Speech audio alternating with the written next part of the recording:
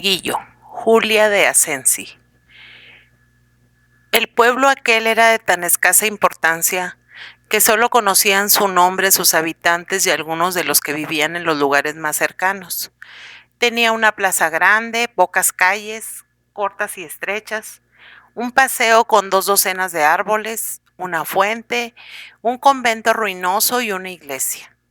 Esta era bastante espaciosa, con columnas de piedra, ventanas con cristales de colores, rotos los unos y sucios los otros, varios altares con imágenes de escaso mérito, lámparas de cristal o de metal dorado, 4 arañas antiguas, floreros adornados con rosas y azucenas hechas por manos más piadosas que hábiles, y algunos bancos de madera que ocupaban los días festivos las mujeres y los niños, porque eran contados los hombres que iban a oír misa en aquel lugar.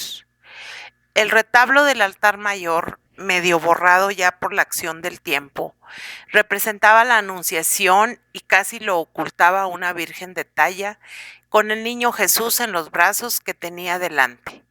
Llevaba la imagen una corona de plata sobre sus negros cabellos e iba vestida con una túnica azul y un manto encarnado, obra todo de un escultor notable, aunque de nombre desconocido. El rostro de la Virgen era muy bello, lleno de dulzura y mansedumbre. Miraban sus hermosos ojos al divino infante, y algunos ángeles estaban a los pies del grupo del que eran ornato y complemento. A los 2 lados del altar había muchos exvotos de cera, y sobre él 2 candelabros y algunos jarrones y vasos con flores naturales. En aquella iglesia había poco culto, una misa a las 6 y otra a las 9. Una función solemne a mediados de mayo en que se celebraba la fiesta principal del pueblo y una novena los días anteriores, costeada por las devotas del lugar, sin sermón y sin música. De aquella iglesia era monaguillo hace algunos años un muchacho llamado Miguel, sobrino de un artista poco afortunado que, no habiendo encontrar quien comprara sus obras, se había refugiado en aquel pueblo, donde tenía una casa que heredó de su madre y algunos amigos de la infancia. Su albergue no podía ser más modesto. Se componía de un portal estrecho y largo, una cocina que servía de poco, pues en ella apenas se guisaba y por falta de leña resultaba tan triste como fría. Una salita en la que el hombre trabajaba y una alcoba en la que dormían los dos. Detrás de la casa había un patio con una parra, un pozo y un banco de piedra. Ni una flor crecía en él, nada que lo animase y embelleciese. El artista, que era un escultor, había renunciado hacía tiempo a sus estatuas y se dedicaba a hacer figuritas de cera que no siempre vendía y los exvotos que para la iglesia le encargaban.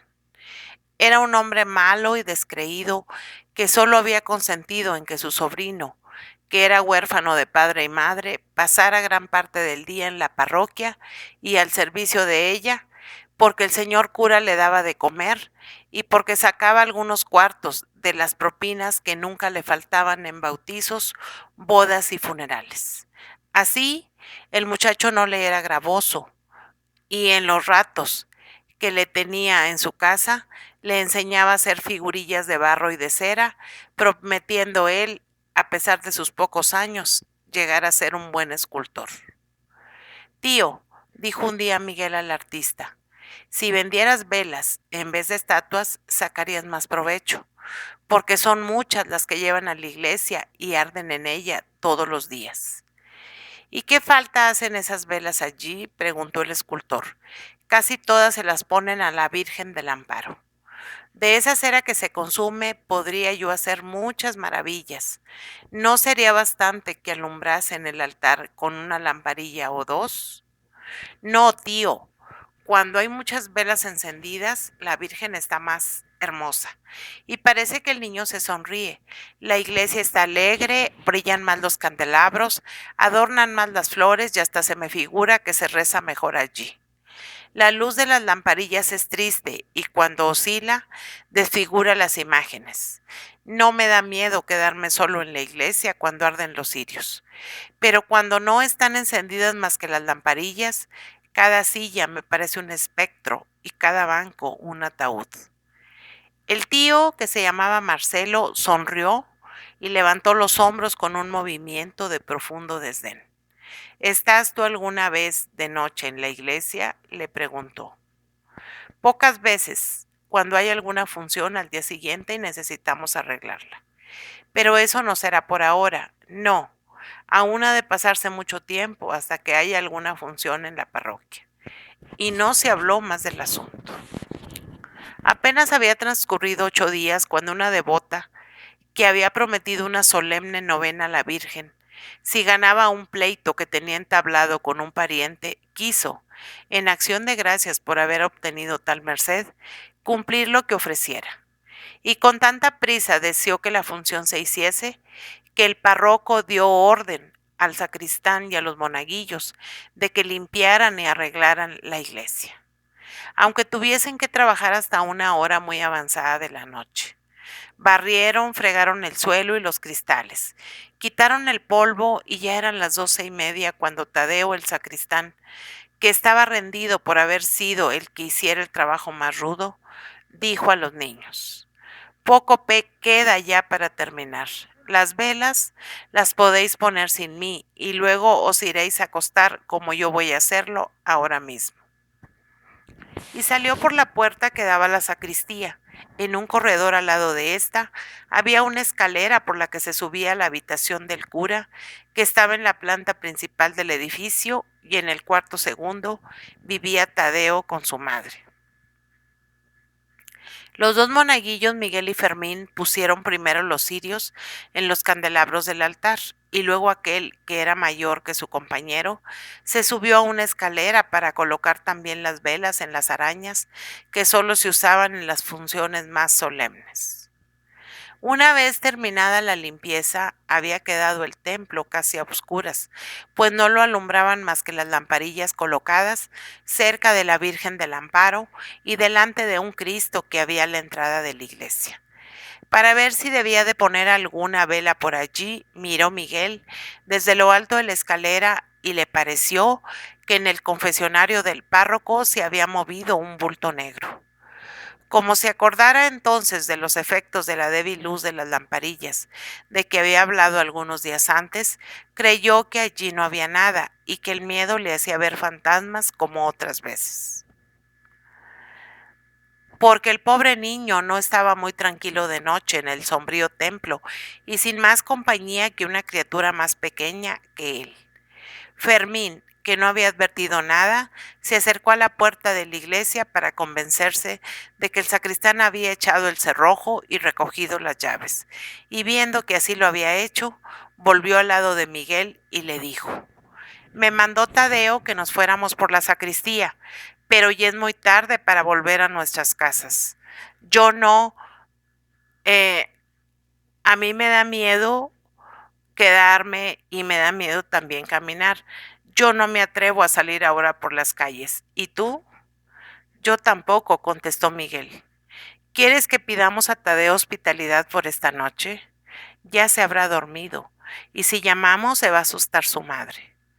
Pues entonces, prosiguió Fermín, podemos quedarnos en los bancos de la sacristía hasta mañana. Pero cerraremos bien la puerta que comunica con la iglesia, añadió Miguel. Así lo hicieron, y un instante después dormían los dos tranquilamente en el improvisado y duro lecho. A la mañana siguiente los llamó el sacristán, y Miguel se apresuró a ir a la iglesia, de la que abrió la puerta.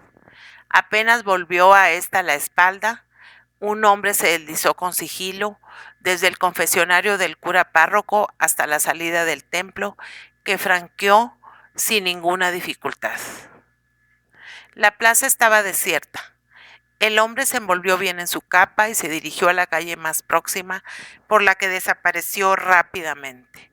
2 o 3 viejas, que eran las más madrugadoras, entraron en la parroquia un cuarto de hora después de haberse abierto su puerta, atraídas por la campana que tocaba para la misa de 6. Lo primero que hicieron fue inspeccionarlo todo, para ver por el número de velas y por el arreglo de la iglesia en general, la importancia de la novena que había de empezar aquella tarde. Estuvieron allí murmurando un rato. Les parecía que aquello estaba muy pobre para dar las gracias por una merced tan señalada y que tanto dinero había de proporcionar a la que pagaba la función. Fermín entró para arreglar el altar y una de las viejas, la suegra del alcalde, le detuvo para preguntar en voz que creía baja, aunque no lo era, porque la buena mujer no se oía por ser bastante sorda.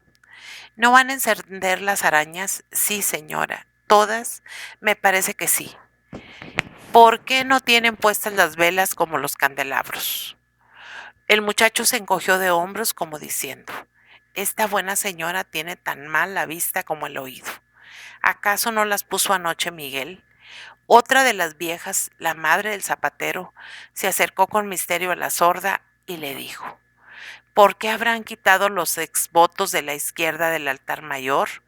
Yo di aquel brazo de cera que ofrecí cuando lo tuve tan malo de resultas de una caída, para que lo dejasen ahí siempre y no he de consentir que lo quiten, para poner otra cosa. Fermín tenía ya el altar arreglado, 2 velas encendidas, el misal en el atril abierto y sobre una mesita que había a la derecha en el presbiterio, las vinajeras, la campanilla y una palmatoria. Al ir a entrar en la sacristía, miró maquinalmente hacia el techo y se reflejó en su cara el mayor asombro. Acababa de ver que en las arañas no había ninguna vela puesta. ¿En qué consistía aquello? Fue al punto en busca de Miguel, que se quedó atónito cuando le refirió lo observado, y lo mismo les pasó a Tadeo y a los 2 curas. Se inspeccionó todo. La puerta de la iglesia no había sido forzada. Los monaguillos no habían salido, pues para mayor prueba de su inocencia, resultó que el sacristán se había llevado distraídamente, con las llaves de la iglesia, las de la sacristía, que daban también a la plaza. Por lo tanto, era seguro que los 2 niños no habían pasado la noche fuera de allí. Ellos declararon que no lo habían intentado siquiera. Lo cierto era que las velas de las arañas y muchos exvotos de cera habían desaparecido. ¿Por qué cayó Miguel, que en el confesionario del párroco había creído ver un bulto negro? Al pronto fue por no juzgar el hecho real, sino hijo de su imaginación excitada por el miedo. Después por una vaga sospecha, ¿sería el ladrón su tío? ¿Cómo descubrirle si era él? ¿Cómo delatar al hombre que le había servido de padre? Pero si era Marcelo el que se había quedado escondido en la iglesia, figurándose que a esa hora ya no entraría nadie y podría robar la cera, ¿cuándo y por dónde se había marchado? ¿Cómo no le habían visto salir? El cura mandó a Miguel a la cerería por otras velas para las arañas y no encontró bastantes allí. Entonces fue a su casa a decir a su tío el apuro en que se veía. Yo no tengo aquí velas, ya lo sabes, le contestó bruscamente. Y el buen niño con esto se marchó tan tranquilo, murmurando. Gracias a Dios no ha sido él, que me perdone el mal juicio. Quitando velas de aquí y de allá, en la sacristía y en la iglesia, se reunieron las que hacían falta en las arañas y por la tarde, a las 4 en punto, empezó la novena que resultó de lo mejor que se había hecho en aquella iglesia. El altar de la Virgen estaba muy bonito, pero a Miguel le parecía que la imagen le miraba con profunda tristeza y que el niño no se sonreía como otras veces. Mucho se habló en el pueblo de aquel robo audaz, pero fue imposible descubrir al autor de él, que no había dejado el menor rastro de su paso por la iglesia. Entretanto, a Miguel, aunque no había visto en su casa ninguna vela, se le figuraba que Marcelo tenía más cantidad de cera que los días anteriores para hacer sus figuritas. El hombre estaba silencioso y sombrío. Trabajaba sin gusto y hasta sin arte. Los exvotos no les resultaban bien y cuando iban a comprárselos les ponían faltas y muchas veces no se los querían tomar. En cambio, cuando el monaguillo hacía alguna figurita de santo, resultaba más bonita, por lo que el escultor decidió dejar para el niño toda aquella cera. Miguel empezó a hacer con ella una imagen de la Virgen del Amparo, y ya la tenía casi concluida cuando, a consecuencia de una reyerta, fue herido de gravedad Marcelo una noche al salir de la taberna. Avisados el médico y el párroco, el uno le hizo la primera cura y el segundo permaneció con el tío del monaguillo largo rato. Cuando el herido se quedó solo, parecía más tranquilo. Al entrar Miguel en la alcoba, le dijo con voz apenas perceptible: lleva a la Virgen del Amparo esa imagen que has hecho suya, para que me ponga bueno. Y el niño apenas oyó esta orden, encargando a una vecina de la casa de al lado que acompañase al herido, cogió la figura que representaba a la Virgen y las demás que había terminado, y corrió a la iglesia depositando todo aquello en el altar mayor. Y le pareció entonces que en el rostro de la Virgen venerada en aquel templo asomaba una expresión dulce y tranquila, y que le dirigía al niño una de sus más divinas sonrisas. Ahí tienes toda la cera que era tuya, madre mía, murmuró, que sirva para la salvación del cuerpo y del alma de mi tío, porque tú y yo sabemos bien que él fue el autor del robo. Marcelo se curó, hizo y vendió muchos exvotos, y con una parte del producto de ellos pudo ofrecer varias velas a la Virgen del Amparo, transformándose por completo después de su enfermedad y llegando a ser un hombre religioso y honrado. En cuanto a Miguel, fue un notable escultor tallando preciosas imágenes que le dieron justa fama y grandes bienes de fortuna.